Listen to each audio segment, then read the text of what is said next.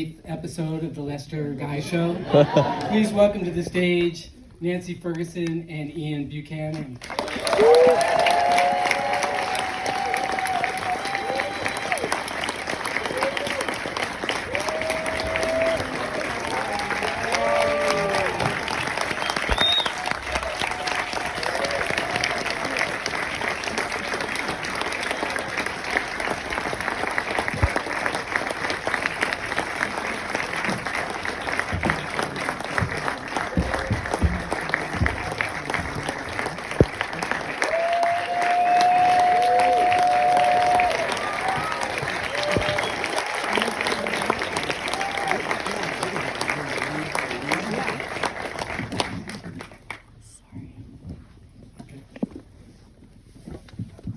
I'm still crying a little bit from that was so fun. It was so fun.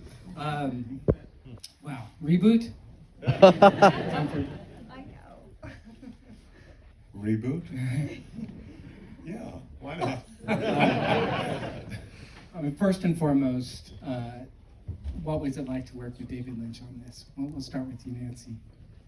Oh boy. Well, David is just pure joy, and we had the best time. We had so much fun. He is just someone that inspires everyone to do their best. So every single person that he works with, every bit of the crew is just elevated, and we all sort of created one big happy family that just had the best time.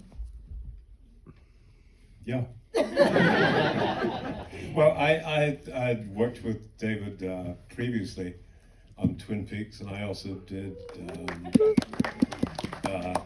another project with him before Twin Peaks, so I kind of knew David, but he was wonderful. I mean, he's very unique and just very gracious and very generous and very encouraging on everything. So, I mean, I would never have done anything like this unless he kind of just drawn it out of me. So, but he was exceptional person, wonderful person. To I think wasn't our first read for the pilot. Didn't he not come to the table read, but there was a speakerphone in the middle, so it was just his voice. Wasn't that? And well, I know that was I don't know if it was the first one, but oh, all the the first of other the ones. The episode, first yes. one he was there, and yes, then he all was. the other all ones. Yes, right. he was just a Right. voice in the middle of the table. I know Ian and I were talking about how it was so long ago that we have to remind each other of what happened. Right. Yeah. Right. So that so the first one he was there, but all the others was the speaker in the middle of a table. And so that pilot obviously had a bigger budget and more time to make. What was that process like? Well, that was just David doing a short comedy film. So, that was the one that we got to really spend time making. And I think it was probably at least double the amount of time. I think we had 4 days to do the other episodes, and that one was about 7 or 10. Yeah. Yeah. Did we do really those in 4 days? Really? We all did. that? We Yeah, did for really. very long days. Well, okay. You must have had a very busy AD putting all those different pieces together. I don't remember. I think we did most of it there, the takes. I don't remember after. Well, I Assistant I just mean all the director. components. Oh, yeah, I did. Yeah, I don't. It seems like a lot of setups for every episode. It was pretty seamless. Yeah, It was. Yeah, it was. it looks more. It looks very good. Watching it, I'm thinking, how on earth did we do that? I know. I mean, oddly, I think it's also sort of the kind of magic of the world that David creates when you work. So everyone is working at such a high state that Ian and I are like difficult. No, because it's seamless. Everything just works, and everybody just, even though there were that many setups, I was thinking of a lot of funny things that happened watching this, but it just somehow it's sort of magical perfection, and Right. it just works. But we did have long hours. I was like, remember some of the episodes where we were just laughing so hard we had to keep doing takes because it was so late into the night, and it's funny. So. Yeah, the gags were all so perfectly timed and so complex, and they just come one right after another. I mean, it's just rapid fire. Yeah. So, what was the network thinking at the beginning of this? I wish Mark was here to answer that, because he kind of was a part of all of that. We were not really, although I was a little bit, because Twin Peaks was still airing, I think, when we did the pilot. And I think there were complications with the network, but then those complications were written into On the Air, which was also on this with the same network. So it was kind of interesting. And network were not allowed on the set. You remember we had a nobody was allowed on the set except Rosemary Clooney, George Clooney. Who else? They were like Sissy Spacek, because Jack directed. Right. Nobody else was allowed on the set. It was a closed set, and the network weren't allowed on the set, and they didn't get to read scripts. But as you know, network executive seats with sitting ducks in them, I think was kind of like. I do remember, because of my role, I was probably the most closely related in real life to the script supervisor. So David sort of allowed me, because he only called me Ruthie, so he would allow me to sort of be part of the talking of everything, just like as if I was, in both. I was just included so all the time. And I do remember him really being upset, because even though Twin Peaks was still on the air, he was very upset with the fact they started like changing the times, and that, back in the day, probably most of you weren't alive then, but it was really, it made a big difference what night you were on and the consistency. And so he was already getting very upset the way they were being treated, and he's like, everybody is such, it's such a good group of people, and how can they be doing this? He was, very tortured over the way the network was treating him. And I think that if it was done today, people really know how to take care of directors of that caliber in shows and cable. So, but the network at the time, they didn't really, they were cool enough to have David do a show and partner him up with Mark Frost, but they weren't quite able to just give him full permission to be all that he is. And there was no point of reference for a show like this. There still isn't. I mean, I was like looking at that last Beaten It episode and just. I love that. I'd forgotten how much fun. Right, how much fun. And you could just imagine David writing that, right? Shoe business. Yeah. There's no business like shoe business. Yeah, I mean, it feels like a really close relative of Twin Peaks, the whole series, but especially that episode. It just feels like it's splintered off of an episode of Twin Peaks and spinned out. And so the network didn't air that one, and they only aired 3 of the episodes. Right. Yeah, they only aired 3, and they put the show on 9:30 on a Saturday night, and the third one was 4th of July. So they obviously, and David flew us all to New York. He was... Well, the network would not include us in the upfronts, which is where they take, shows they believe in and take the cast to New York, and, I think Radio City Music Hall. You kind of do like promotion and upfronts, and they wouldn't take on the air, so David chartered MGM, is that the plane, the MGM, that plane, and flew us all there and screened it at Museum of You remember these things? I don't I remember don't these know. things. I think it. Yeah, I can't remember. Television Museum. Or Yeah, something? right, in New York. Yeah, in New But York. all I remember from that was there we are, the whole cast on the stage, like this, except for the whole cast. And David was in Paris at the time, I believe. Right, he didn't even show. So behind us, yeah. So, but behind No, he was us, live. He right? came He live was from live, there. Upside down. Right. What he did was he had He was his, upside- he had his tie being stationary, and his head was moving around. Right. Which was kind of how we all felt at the time. Yeah.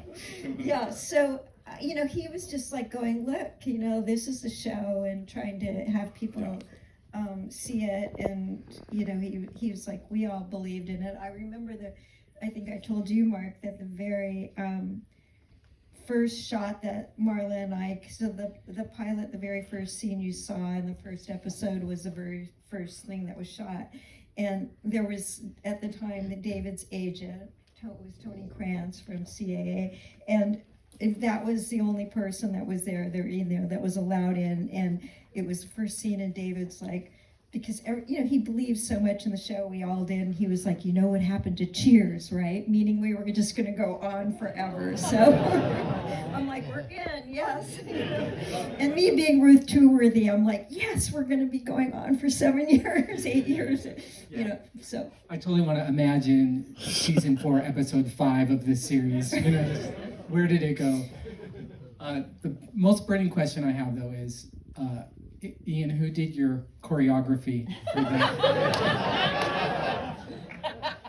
That's a very interesting question. There was a choreographer at one point, and then the choreographer never reappeared. I think for the pilot there was a choreographer, and then I think for the first episode they were like, well, you remember it, and I was like, no, actually, I don't really, but I mean, then I went to Paris to promote On the Air, and they recreated the lamp thing, and I was like, they were like, well, s'il vous plaît, don't say it. I was like, seriously? I can't really do that, so I would... And the same in Tokyo. They were like, I was like, what the? This is like a nightmare.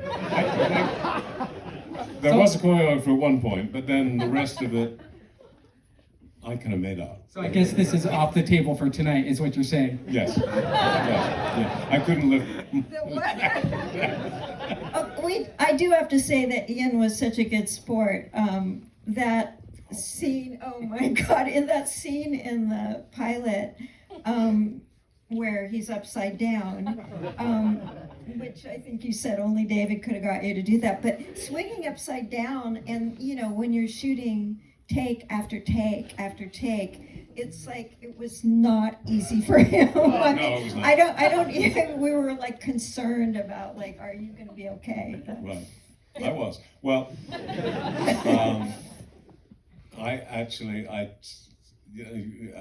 we had read the script and done the table thing, and of course I had, all the stuff I'd done before. There was always like stunt person, so I kind of assumed I'm reading it and going like stunt person. I'll do like the voice, and then maybe do like close up. I'll be, turn upside down for a minute and close up, and blah blah blah. And the morning of that shooting that, we didn't exactly have huge luxurious trailers. We had like little tiny little cubicles, and there was a knock on the door, and I opened the door, and there was the AD and David. And David said, "Hey, Lester, how are you?" I said, "I'm good. How are you?" I'm very excited. He goes, "Oh, good. Now I'm here with a couple of folks, and we're here because we're going to try on your harness." I said, "A harness? For what?" He goes, "Well, because you're going to be upside down, Lester." I was like, "I'm going to be upside down?" No. He goes, "Yes, you are, and it's going to just be peachy.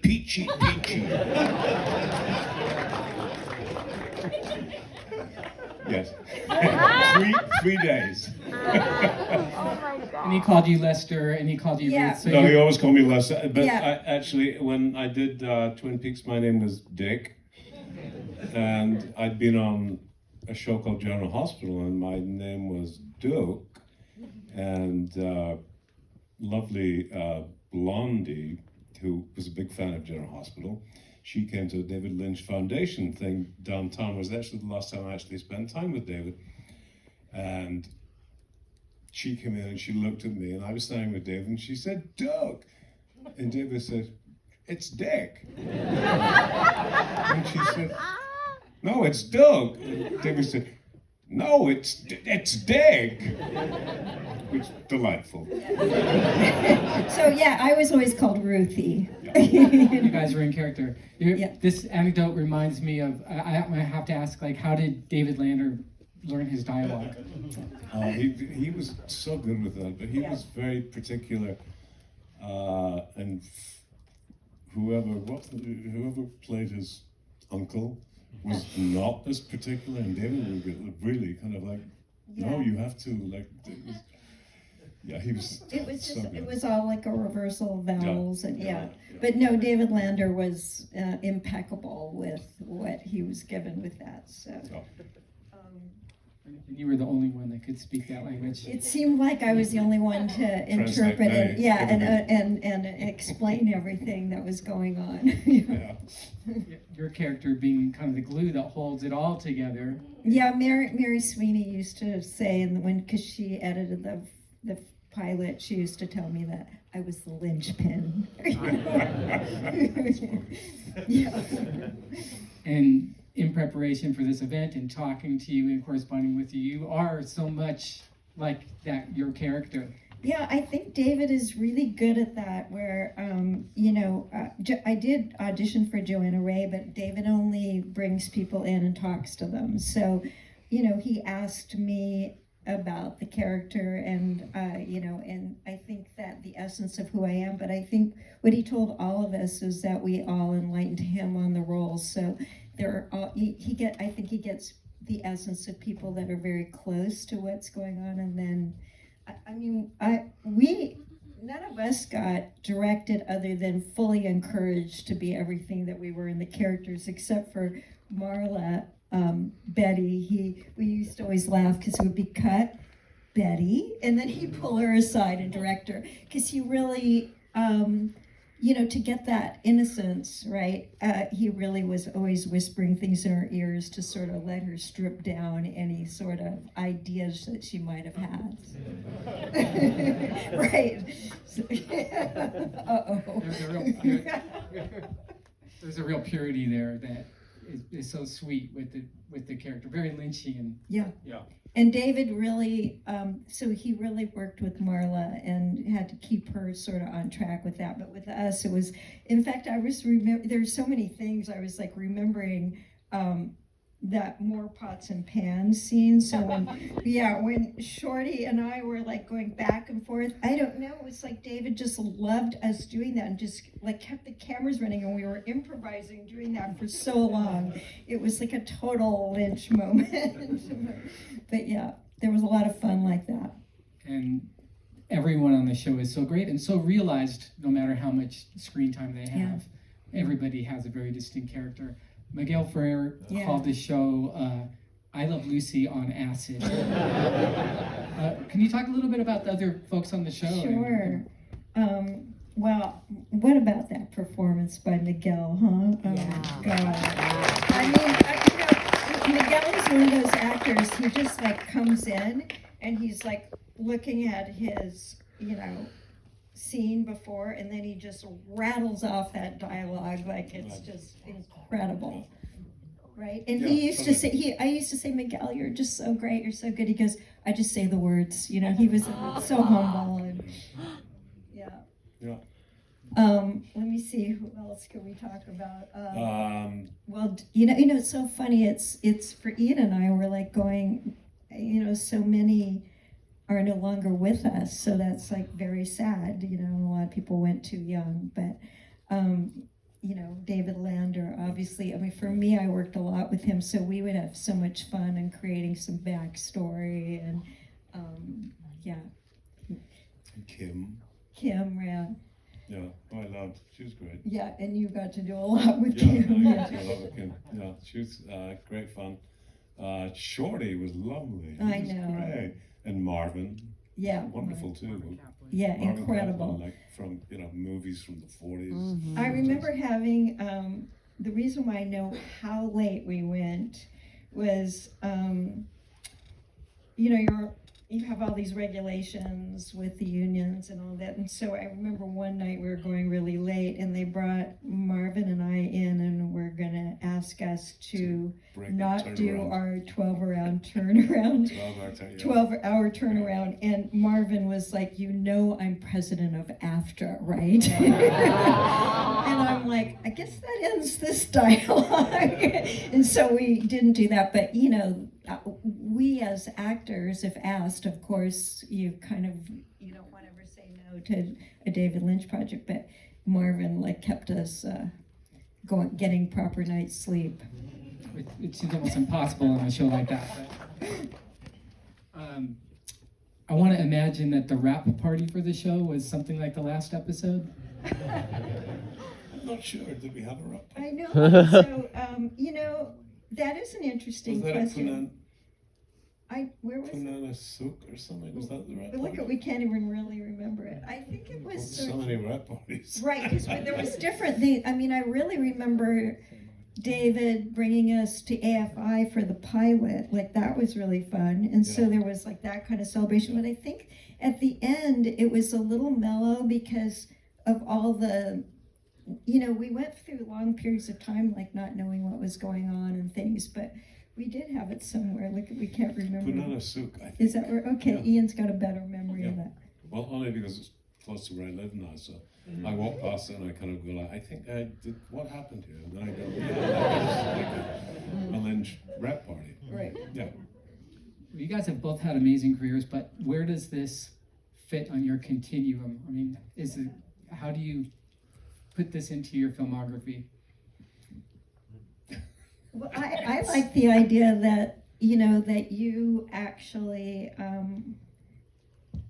talked to David while he was still alive and then created this whole experience, which we're sorry that he's not here tonight, but to have the episodes shown and here at the Hammer, because he is an artist and it makes all the most sense in the world to be at the Hammer. So I'm thrilled to be showing on the air in a museum, and it feels full circle to me with that. Yeah. And all of you, sharing with all of you. It's beautiful balance, for sure. The network didn't deserve it, and by that I mean it was too good for them. Well, David also had a third go around with the network with Mulholland Drive, which he made as a pilot, which the same network turned down. And then he, with Canal Plus, for the first time ever, bought the pilot back from the network and turned it into a movie, a very successful movie. So he kind of got beaten around by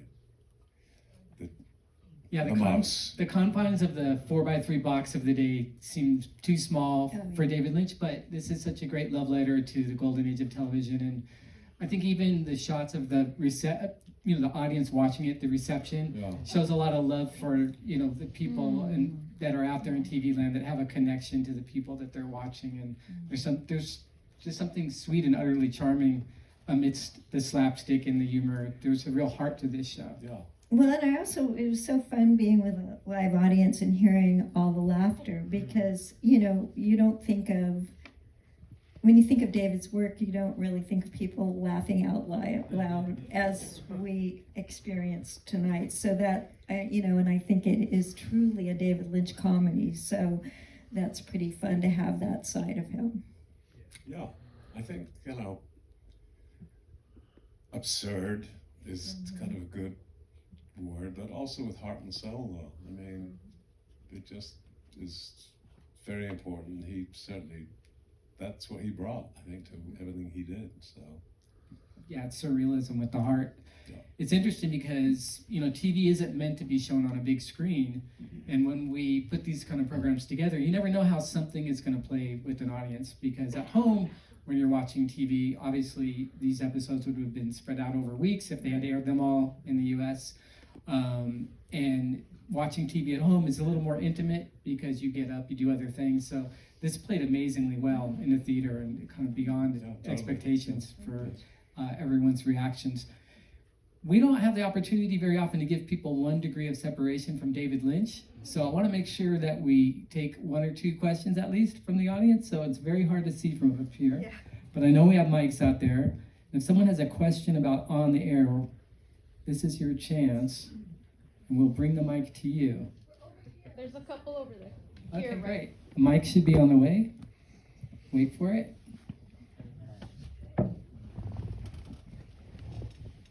Hello. Just a quick question. I know that it's the network, but where was this filmed? And was this filmed on any current digital cameras, or was this all on celluloid film? It was filmed. And where? The first pilot was the studio on it's Studio City. What's it called now? No, the pilot was on The pilot. Van Nuys. No, that was the series. See, this No, is the the great. no, the series was NTM, was CBS Radford. Oh, okay, so it was reverse. Okay, so the pilot was in Van Nuys and then the Yeah. series at Radford. Yeah. You know, that's true because Ian is correct because we were doing On the Air while they, while Seinfeld was, Seinfeld was and next they were door. all, you know, because Evening Shade, no one, Roseanne. right, but nobody could come to our, Set. our set. So, and Seinfeld was all, you're doing the cool show, you know. Well, also, Miguel said to me, like, you know, can you come outside and speak to my cousin? He's like crazy about show business, but nobody's allowed on the set. And he'd love to say hello. And I was like, sure. So I went out, and it was his cousin George. It was George Clooney, who was on Roseanne, I guess. Was he on Roseanne? He was on Roseanne. I missed the George Clooney meeting. Yeah, it would be different today, but then it was like, you know, like my cousin who's fascinated with show business wants to meet David Lynch and so on, and he can't get on the set. I was like, well, hang on a second, like, your mom was on the set. Shh. Because his mother, Rosemary, was on the set. That I remember, yeah. No. Yeah. Yeah, no, I did see George Clooney much later, and I mentioned, like, you know, how I did the series with Miguel and how we came to the set once, and, you know, and it'd been like 12 years. He goes, well, don't wait 12 years to see me again. He was very, but he did remember going, so. Anybody else out there? We got another one? Did we answer your question? Yes. Okay.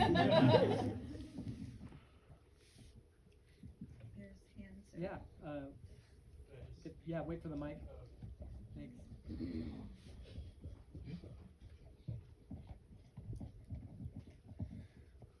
What was it like working with Jack Fisk, if you remember? Yeah, in yeah, that he last was episode? great. He was wonderful. Yeah, He'd worked with David, I think, on what did he do with it? Was he? He was his production designer, right? Production designer or cinema? Yeah, art director. Art director. Yeah. On other projects, And yeah. I don't know if he's, does he have any other directing credits? I Yes, think- you know, he did direct Sissy, his wife, and right. So, but I don't know if he had done that yet when he did On the Air. But I know, you know, she was a big fan of the show, so she came. But he was lovely. We had so much fun with him, and he had some of the more adventurous episodes too, right? He did the Beatnik episode, I think. Right? Yeah. So obviously, Yeah, that's one of my favorite things. well, I mean, ever, so. yeah. When are you going to ever see something like that on TV? I mean, that's like. I also like the Betty's. What's her sister's name?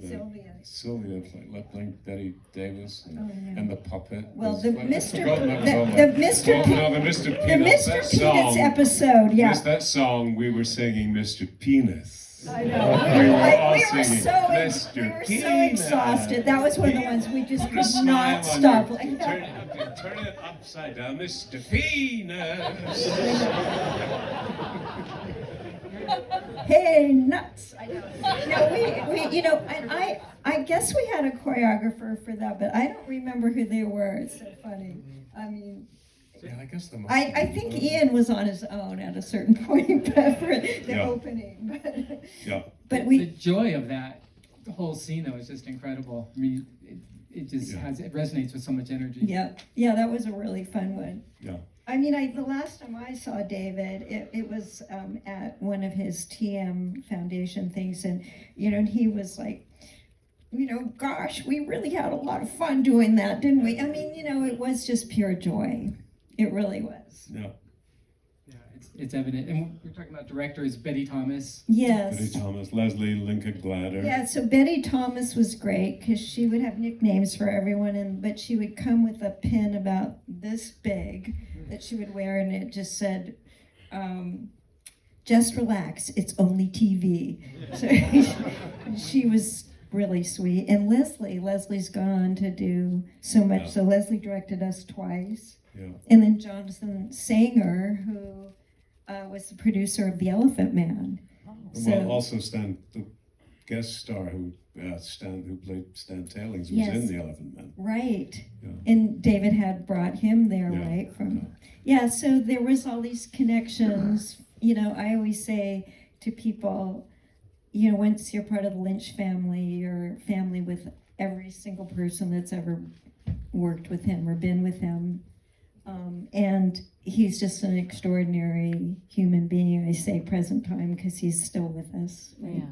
He lives on. But I had asked, I don't know, I talked to Harry Dean Stanton about working with David, and he said, he's worked with so many great directors, including Hitchcock, and he said David was his favorite, and he was definitely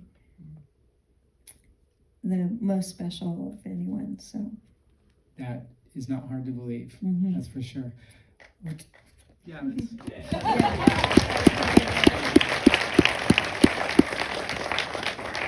It is late, but let's take one last question, and I'm sorry that I can't see you from here. It's very blinding, but I'll ask the folks with the mic to please grab a person that's got their hand up.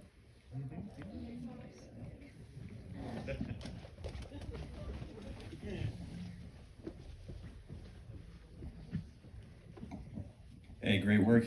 I was going to say, what were your guys' initial reaction to the show getting pulled? I would say that it was the first 3 episodes were shown, and then the last 3 weren't shown. I guess, what did you guys? I think, how do you guys feel about it? I think we kind of knew, but I think we were sort of delusional because we were so happy and so excited about the whole thing. We kind of didn't believe that nobody would be as happy with it as we were. But Miguel, who's very realistic, he said, "You're not supposed to be this happy at work." Yeah, well, and me, being Ruth Trueworthy, I was all in for Cheers. So it was devastating, and we really believed that. Kind of life. Yeah, and also, it was like what happened on the pilot. We were like, you have a hit on your hands. We were like, there was no question about it. So, and Ian says delusional. I guess we were, but it was just because we believed in it so much and, could see that in the world. So It was too far ahead of its time for its time, but as we've talked about, it probably would find an audience today. Or let's just go back and say the audiences that you had even then, any streamer would die for now. I mean, those were great numbers.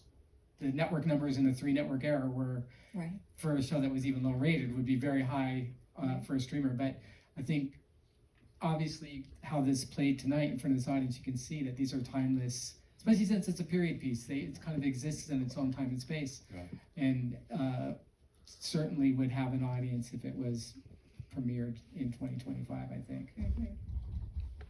Any closing thoughts about this experience for you, Well, Lester?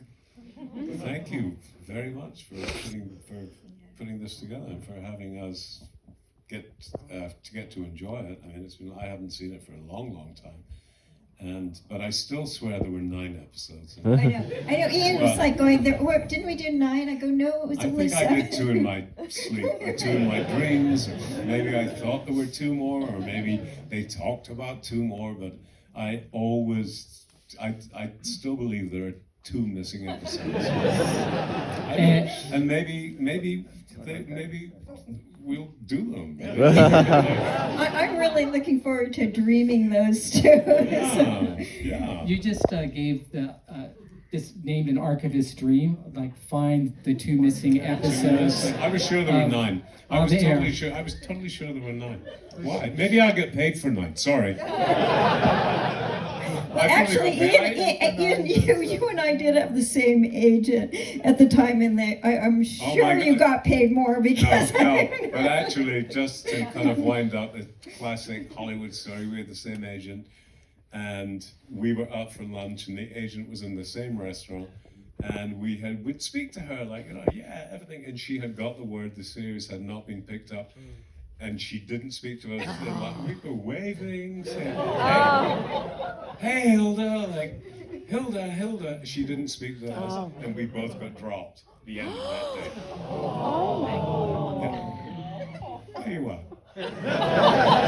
Shoe business, folks. We're forever friends and family. But yeah. I'm going to echo Ian and just thank you so much, Mark, and thank you all for coming too, because I think that, your dedication and your love for the show and bringing it here and into the world and having people come and share this has really been delightful, and thank you so much. No, thank you, and I think we're all pinching ourselves that you guys are here and that we have Ruth Trueworthy and Lester Guy in person. So thank you so much. Thank you.